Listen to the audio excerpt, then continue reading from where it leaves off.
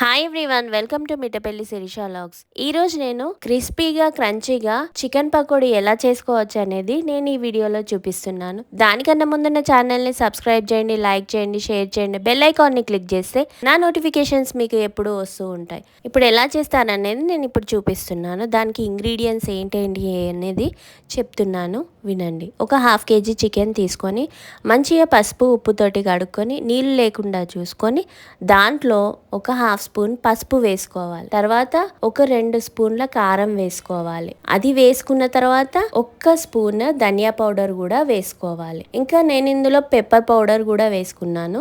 So ఒక 1 spoon pepper powder కూడా వేసుకోవాలి. వేసుకొని ఒక 1.5 స్పూన్ అల్లం వెల్లుల్లి కూడా వేసుకోవాలి. తర్వాత 2 స్పూన్ల ఆయిల్ కూడా వేసుకోవాలి. దాని తర్వాత కొంచెం మన టేస్ట్ కి సరిపడా ఉప్పు వేసుకోవాలి.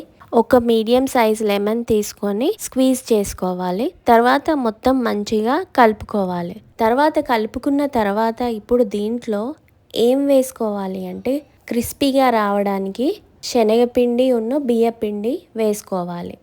ఎక్కువ వేసుకోవద్దు, అది ఎంత వేసుకోవాలనేది చెప్తున్నాను. ఒక 2 స్పూన్ల శనగపిండి, 2 స్పూన్ల బియ్యపిండి. శనగపిండి ఓన్లీ శనగపిండి వేస్తే కొంచెం మెత్తగా వస్తాయి. బియ్యపిండి కూడా వేస్తే క్రిస్పీగా వస్తాయి అన్నమాట. చాలా టేస్టీగా వస్తాయి. మంచిగా కలుపుకొని నేను పక్కనే స్టవ్ పైన గిన్నె పెట్టుకొని డీప్ ఫ్రైకి సరిపడా ఆయిల్ వేసుకొని వేడి చేస్తున్నాను. ఇది కలుపుకున్న తర్వాత ఇవి ఒక్కొక్కటిగా వేసుకుంటూ లో flame to medium flame adjust చేసుకుంటూ ఇవి డీప్ ఫ్రై చేసుకోవాలి. లైట్ బ్రౌన్ వచ్చేంత వరకు ఫ్రై చేసుకోవాలి. మామూలుగా ఈ చికెన్ పకోడీలో ఎగ్ వేసి చేసుకోవచ్చు. నేను ప్రీవియస్ వీడియోలో కూడా పెట్టాను, కింద డిస్క్రిప్షన్లో లింక్ పెడతాను. కానీ అవి చల్లారిన తర్వాత మెత్తగా అవుతున్నాయి. సో అందుకని సరే ఇలా శనగపిండి బియ్యపిండి వేసి చూద్దాము, ఒకవేళ చల్లారిన తర్వాత కూడా బాగుంటాయా అని నేను ట్రై చేశాను. చాలా బాగున్నాయి.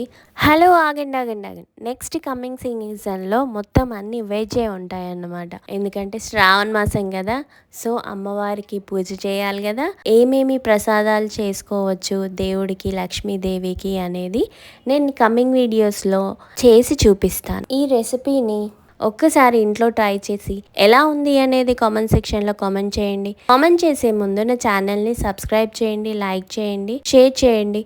బెల్ ఐకాన్ని క్లిక్ చేస్తే నా నోటిఫికేషన్స్ మీకు ఎప్పుడూ వస్తూ ఉంటాయి. Thank you for watching my video. Stay tune for more updates. Bye.